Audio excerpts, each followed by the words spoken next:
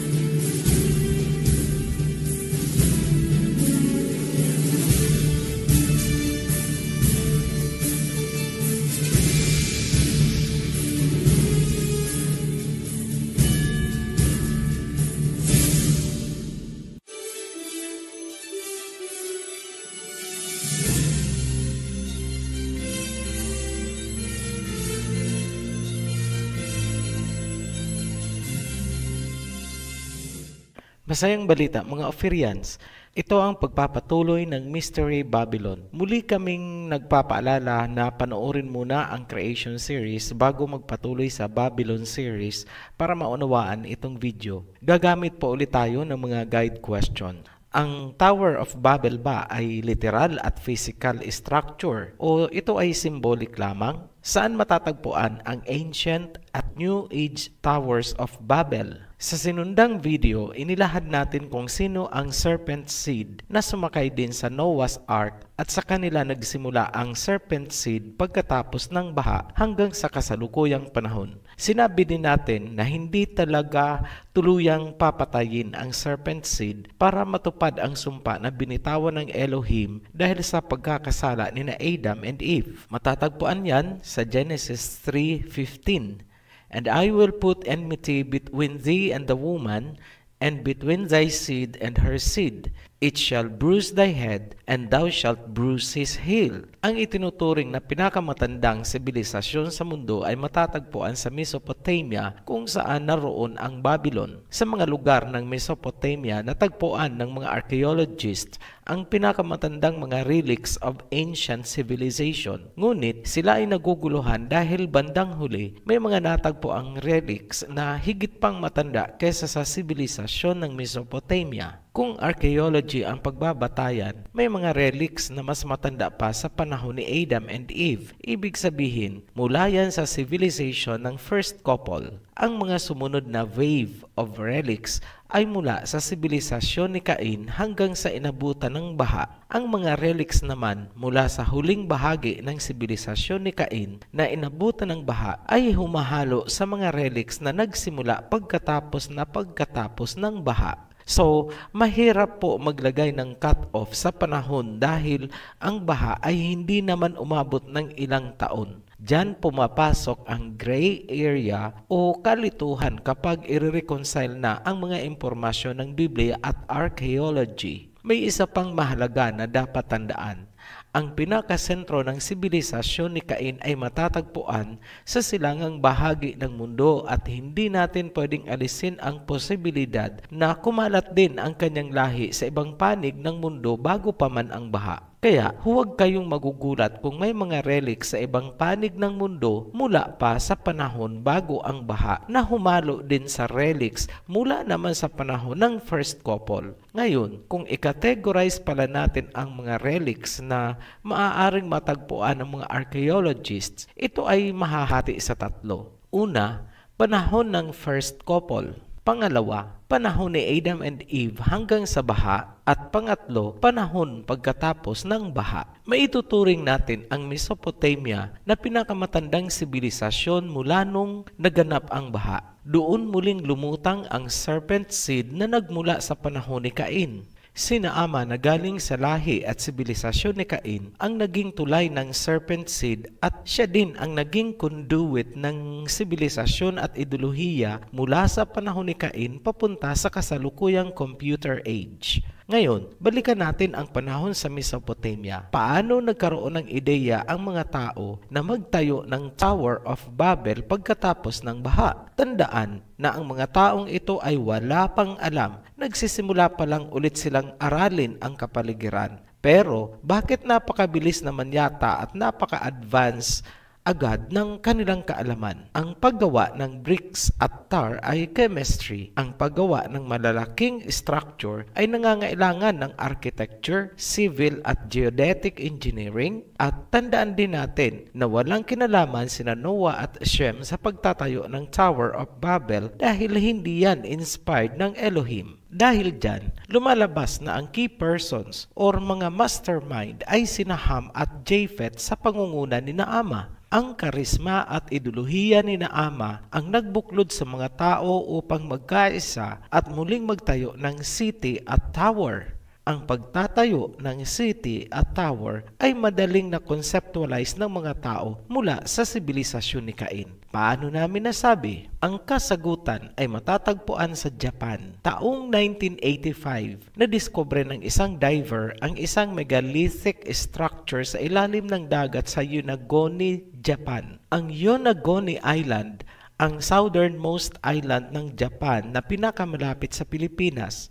Itong Yonaguni Island ay dating konektado ng isang land bridge sa Taiwan noong huling ice age about 10,000 years ago. Ang bahaging ito ay nakalitaw pa sa tubig hanggang 6,000 to 8,000 years ago ayon sa estimate ng mga geoscientists. Ang discovery sa Yonaguni ay umani ng sari-saring kontrobersya dahil iginigiit ng Western mainstream scientists na ang structure daw ay natural formation lamang. Tingnan niyong mabuti ang mga larawan para mapagtanto kung natural formations lang ang mga yan. Bakit iginigiit ng mga Western scientists na yan ay natural formations? Ang nakikita naming dahilan ay marirewrite kasi ang buong history ng mundo. Lulutang ang timeline ng Biblia at mawawala ng saysay ang timeline na ginawa ng mga Western scientists. Ayon kay Graham Hancock, isang pamusong writer, ang hindi daw pagbibigay ng kaukulang atensyon na aralin ang istruktura ay isang malaking failure ng scientific community. Ayon naman kay Professor Masaki Kimura, isang Japanese marine geologist, ang istruktura ay maaaring ginawa 2,000 to 3,000 years ago. Kung naaalala pa ang nakaraang video ng River Series at Creation Series,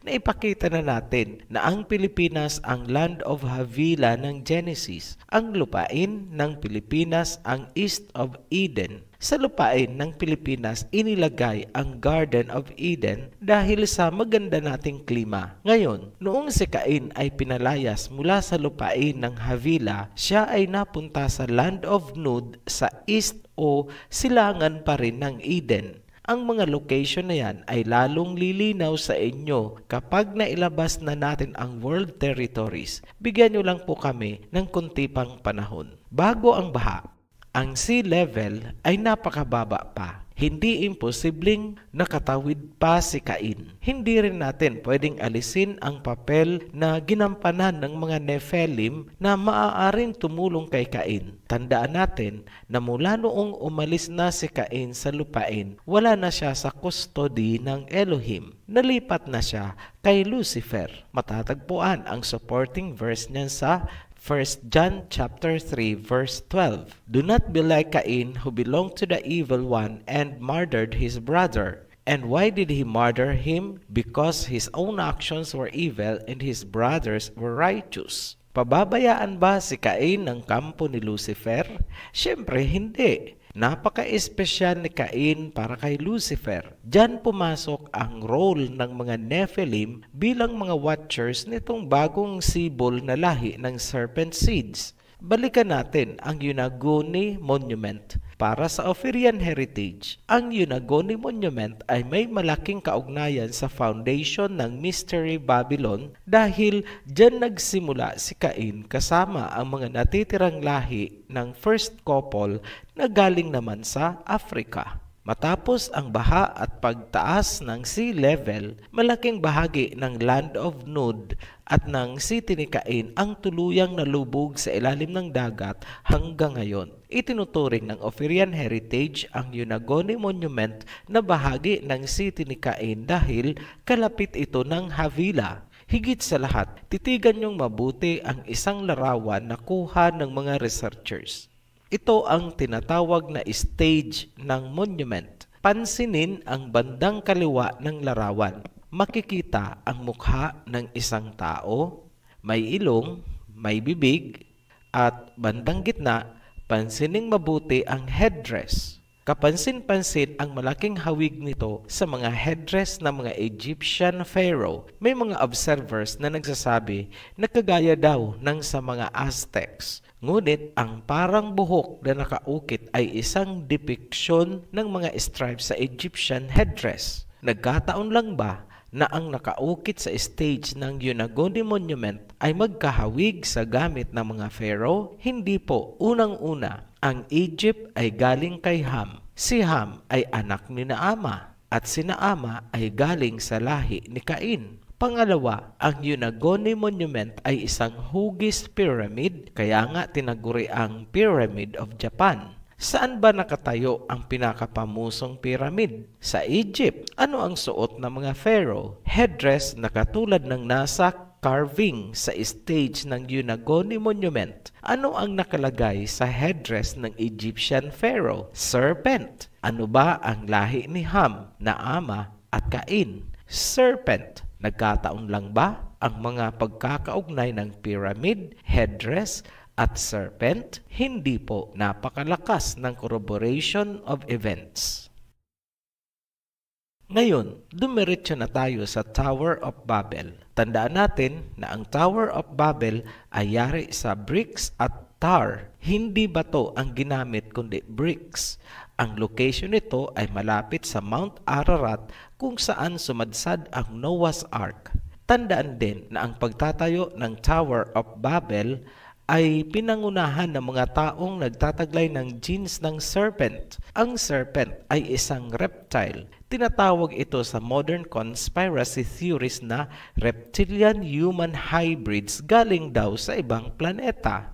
Tama naman sila kung ang pag-uusapan ay kung meron nga bang reptilian race. Malinaw naman sa Biblia na merong serpent seeds. Ibig sabihin, may punto ang mga conspiracy theorists dahil ang serpent ay isang reptile na binanggit sa Biblia. Ngunit, ano ang pinagkaiba ng Ophirian sa mga popular conspiracy theories? Una, tayo ay bumase sa Biblia. Ang serpent o reptilian seed nagmula sa kwento ni na Adam and Eve sa Genesis. Pangalawa, ang mga fallen angels ay humalo sa serpent seed ni Cain. Isang aspeto na hindi nakita ng mga theorists dahil ang mga Sumerian tablets ang pinaniwalaan nila. Ngayon, sa paghahanap natin kung nasaan ang Tower of Babel, gagamit tayo ng criteria o parameters. Number 1, ang istruktura ay itinayo ng isang sibilisasyong nakasentro sa serpent worship,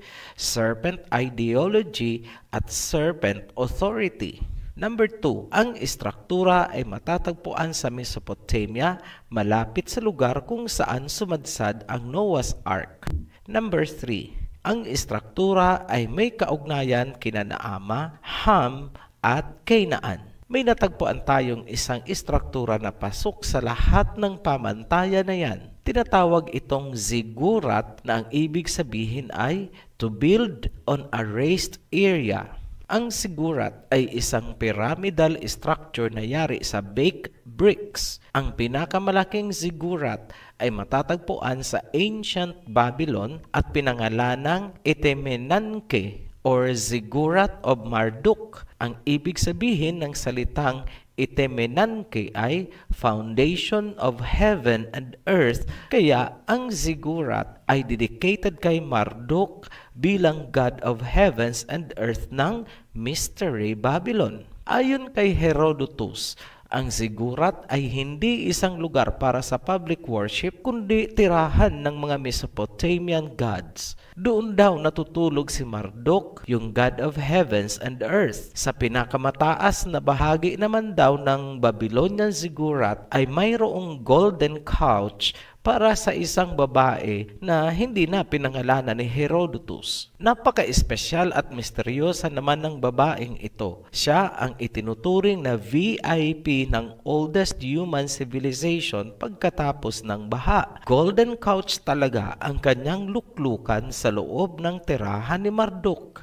Maituturing siyang prophet, oracle, or dili kaya right hand ni Marduk. Nai-imagine niyo po ba ang eksena? Huwag po kayong malilito. Ang tinutukoy natin dito na zigurat ay yung itinayo ng ancient time, ngunit hindi natapos dahil inabando na ito ng mga tao. Marahil, yun ang punto na naghiwa-hiwalay sila dahil nabago ang mga lingwahe ayon sa Genesis. Sa paglipas ng panahon, noong si Nabopolassar and Nebuchadnezzar II na ang hari ng Babylon, sinubukan ulit nila itong i-repair o i-rebuild. Ngunit hindi nagtagumpay dahil ito ay nilindol at tinatamaan ng kidlat. Ayon sa Greek historian na si Herodotus taong 440 BCE, kanyang sinabi na ang huling nagtangka na muling ma-reconstruct ang Itemenanke ay si Alexander the Great, ngunit hindi rin siya nagtagumpay dahil siya ay namatay. Sa hindi po nakakaalam, si Alexander the Great ay isang Greek ruler ng Macedonia. Mapapansin nyo, ganun na lang ang pagpapahalaga ng mga Greek sa Babylon. Nasagot na namin ang unang guide question. Ang Tower of Babel ay physical at literal na structure. Doon tumitira ang gods ng Babylon at yung babae na binigyan ng golden couch. Mahalagang alamin natin kung sino si Marduk, bakit nagsakripisyo ang mga tao na magtayo ng napakalaking zigurat para sa kanya. Number 1. Sa panahon ni Hammurabi, si Marduk ay iniugnay sa planetang Jupiter. Siya ang god ng ancient Mesopotamia at siya ang patron ng Babylon City. Si Marduk ang national god ng Babylon. Ang consort ni Marduk ay ang goddess na si Sarpanit na iniugnay naman sa planetang Venus. Number 3. Noong Bronze Age, si Marduk ay ginawang supreme god pagkatapos ng paghahari ni King Nebuchadnezzar I noong 12th century. Ngayon, sino naman si Sarpanit? Si Sarpanit ay tinatawag na Goddess Mother o Shining One. Iniugnay siya sa planet Venus.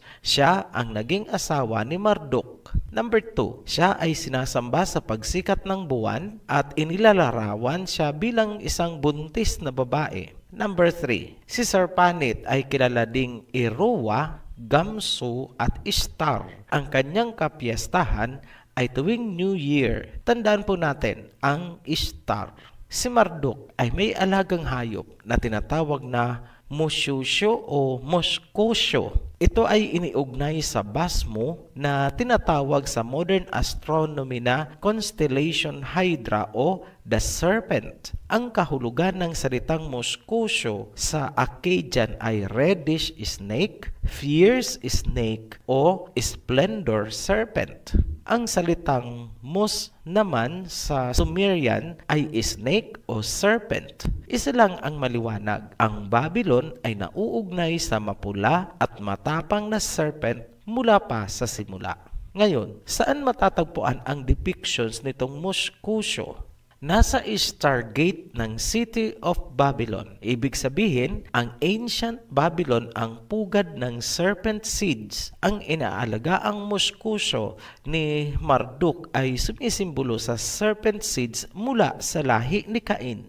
Ang mahiwagang babae na nilagyan ng golden couch sa ancient Itemenanke ni Marduk ay si Naama. Si Sarpanit naman at Ishtar ay iisa lamang. Siya ang goddess of love and sex ng Babylon. Ang mga memorabilia ng Ancient Babylon ay preneserba ng Pergamon Museum ng Berlin, Germany. Ophirian, tumutugma ba ang information mula sa Biblia na si Nimrod daw ang nagtayo ng Babylon? Yes, makikita ang personahe ni Nimrod sa mga artifacts ng Greeks. Kung napapansin nyo ang sinabi sa Jubilees, ang umalis papuntang Africa ay si Ham, Mizraim at Cush. Hindi sinabing kasama si Nimrod. Genesis chapter 10 verse 8. And Cush begat Nimrod. He began to be a mighty one in the earth, and the beginning of his kingdom was Babel, and Erech, and Akkad, and Calne in the land of Shinar. In other Bible versions, ang Babel po ay nakasulat Babylon.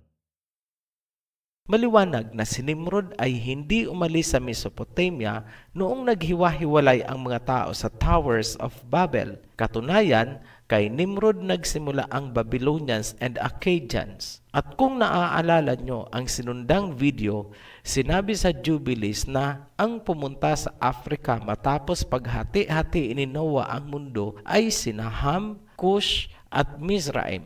Si Canaan ay nagpaiwan pagdating sa Lebanon. Ibig sabihin, naging magkapit-bahay sina Canaan at Nimrod. Si Nimrod ba ay galing din sa serpent? Yes, kasi apo siya ni Ham. Ngayon, magkapit-bahay lang ang Canaan at Babylon. Hindi natin maaalis ang posibilidad ng intermarriages sa pagitan nila. Ibig sabihin, ang malakas na serpent seed galing sa lahi ni Canaan ay buhay na buhay sa maraming Babylonians. Ngayon, nasaan ang lahi ni Japhet? Bago nagkahiwa-hiwalay, ang lahi ni Japhet ay higit na mahaba ang panahong inilagi sa piling ng lahi ni Ham sa Mesopotamia. Samantalang, ang lahi naman ni Shem, pababa kay Eber, ay humiwalay na at pumunta sa Mesha o modern-day Iran. Ngayon, meron pa bang mga Nephilim matapos ang baha? Meron. Naniniwala ang Ophirian heritage na ang mga Nephilim o fallen angels ang mga naging gods ng ancient Sumerian and Babylonian na binigyan nila ng iba't ibang pangalan. Kaya, ang sabi sa mythology ng Sumerians,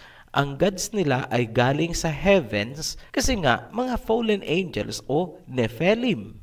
Ngayon, tinuruan ng mga fallen angels ng advanced technology ang Mesopotamia at Babylon sa iba't ibang larangan ng science hanggang sa health and medicine.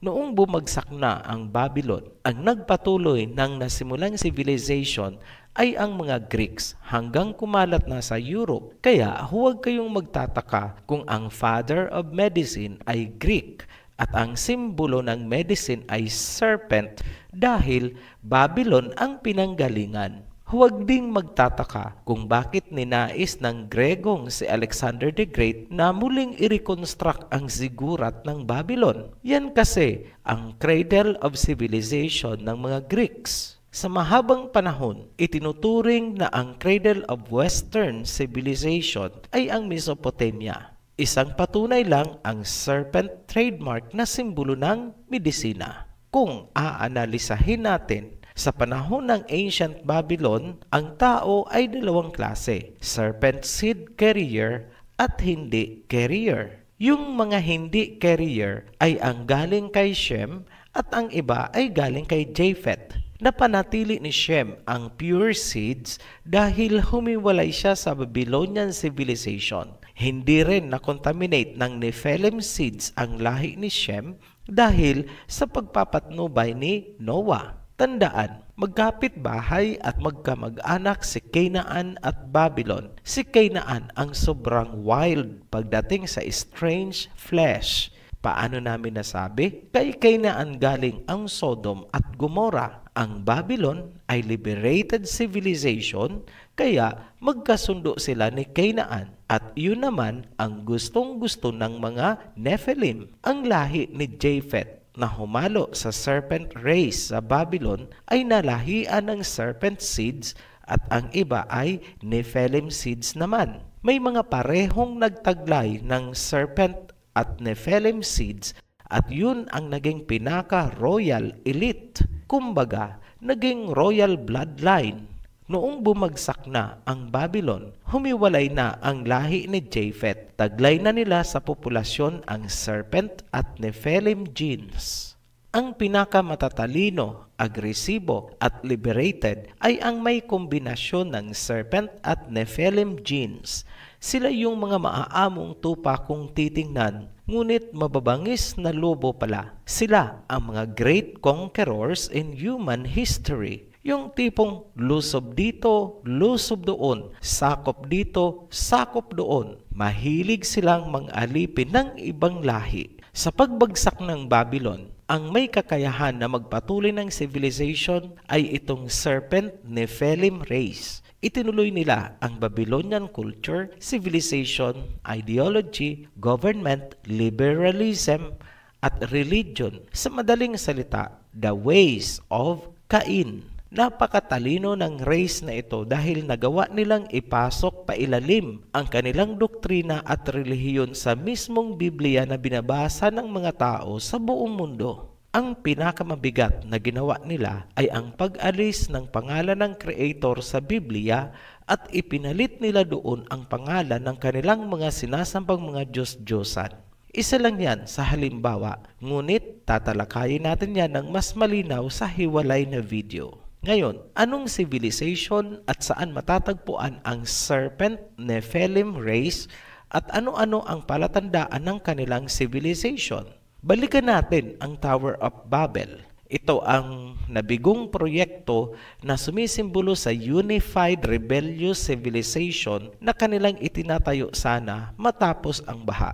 Ang pagnanais na maitayo ang Tower of Babel at forms of worship sa Babylon ay ipinagpatuloy ng mga tao. Yan ang kanilang icon o trademark kahit saan sila nakarating. True enough, madaming pyramids ang nagsulputan kahit napakalayo na nila sa Mesopotamia at Egypt. Simulan natin sa lahi ni Mizraim. Yan ang Egypt. May serpent worship and divination ba ang Egyptians? Yes, nakasimbolo mismo sa headdress ng mga pharaoh.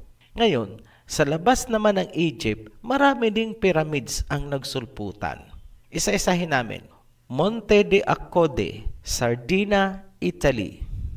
Pyramid of Cestius, Rome, Italy. Nubian Pyramids, Sudan, Africa. La Quemada Votive Pyramid, Mexico. Great Pyramid of Cholula, Mexico. Monk's Mound, Cahucaya, USA. Soko, Java. Prang Kokher, Cambodia. Pyramid of the Sun, Mexico, State of Mexico. Pyramid of the Moon, Mexico, State of Mexico. Ilan lamang yan sa mga examples na ating ipinakita. Pansinin nyo na ang mga pyramids na yan ay itinayo during ancient times. Naniniwala ang Ophirian heritage na ang mga pyramids na yan ay inspired sa Tower of Babel na hindi natapos dahil sa paghihiwa-hiwalay ng mga tao. Sa makabagong panahon, hindi na praktikal ang pagtatayo ng pyramid dahil sa laki ng espasyo na kakailanganin at perang gugugulin. Ngunit may mga nagtayo pa rin ba ng pyramids? Meron. Modified na po ang kanilang version, ngunit iisa pa rin ang pinanggagalingan ng idea. Pansinin niyo po ang mga obelisks.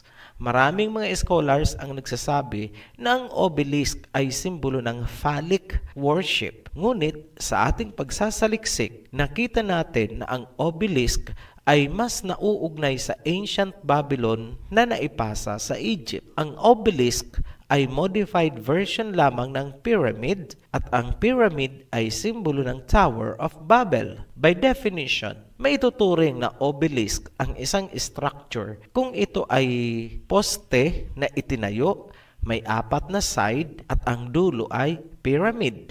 Saan at anong mga bansa ang maraming obelisks? Number 1, the obelisk of Aksum sa Ethiopia. Number 2, Hertenhald Hoheward, Nordrhein Westphalen, Germany. Number 3, Obelisk, Carolinenplatz, Germany. Number 4, the obelisk of Theodosius I, Istanbul. Number 5, the obelisk of the Bose Bridge, Greece. Number 6, the obelisk at Karnak, Egypt. Number 7, the obelisk in Place de la Concorde, Paris. Number 8, Cleopatra Needle Obelisk, New York City. Number 9, Cleopatra Needle in London. Number 10, Monument to the People's Heroes, Beijing. Number 11, Monument to the People's Heroes, Shanghai. Number 12, Heroes City, St. Petersburg, Russia.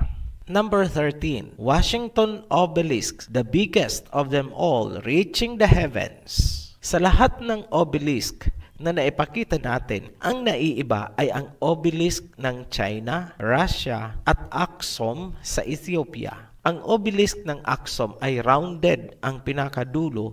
Ang pinakamalaking obelisk naman ng Russia na matatagpuan sa kanilang Heroes City ay pentahedral, meaning 5 sides, at ang cross-section ay star. Ang mga maliliit na obelisk ng Russia na nag-qualify sa definition ng obelisk ay halos lahat nasa loob ng Europe. Ang People's Heroes Monument ng China sa Beijing at Shanghai ay tila hindi qualified sa typical na obelisk, kundi simpleng Heroes Monument lamang dahil hindi siya pasok sa karakteristik ng obelisk. Ngayon, anong lugar o bansa sa mundo ang may pinakamaraming obelisks? Rome. Nasa Roma po ang pinakamaraming obelisk. Panoorin nyo na lang po ang mga pictures na aming ipa-flash.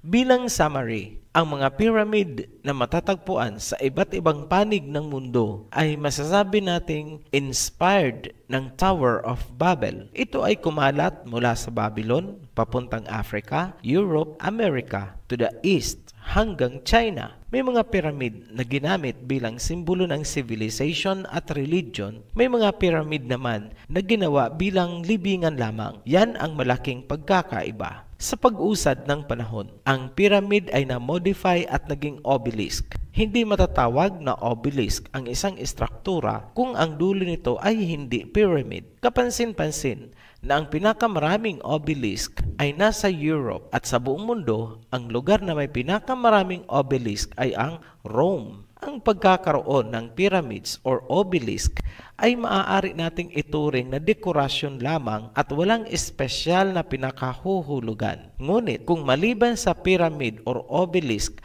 ay meron ding positibong kaugnayan sa serpent divination ng Mesopotamia at Babylon, masasabi nating mayroong mas malalim na kahulugan ang obelisk at yan ay hindi dekorasyon lamang. Ang Tower of Babel na naging pyramid at obelisk ay simbolo ng pagkakaisa sa isang ideolohiya at civilization na laban sa kagustuhan ng Creator. Subalit, kung ito ay itinayo bilang paggunita sa kadakilaan ng mga bayani at walang bahid ng Babylonian at Egyptian ideology, masasabi natin ito ay simpleng dekorasyon o monumento lamang. Kapag ang pyramid or obelisk ay sumabay sa serpent divination, lalo na't kung may history ng pagiging oppressor, malakas na indikasyon na may serpent seed sa civilization na yan. Sa aming pagbabalik, ihahayag namin kung sino ang pasimuno o nag-establish ng serpent divination at hanggang saang lugar ito umabot. Magugulat kayo sa inyong matutuklasan. Ipapakita namin sa inyo ang katotohanan ng sinasabi sa Biblia na I will put enmity between your seed and her seed. Muli po kaming nagpapasalamat sa inyong walang sawang pagsubaybay sa ating mga videos. Welcome po ulit natin ang ating mga new subscribers.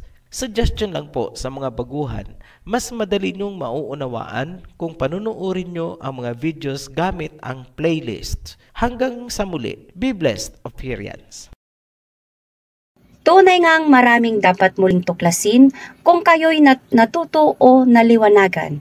Pakisuportahan ang ating gawain sa pamamagitan ng pag-like at pag-subscribe. Muli, maraming salamat sa panunood. Kita-kits sa susunod na video ng Mensahero ng Silangan.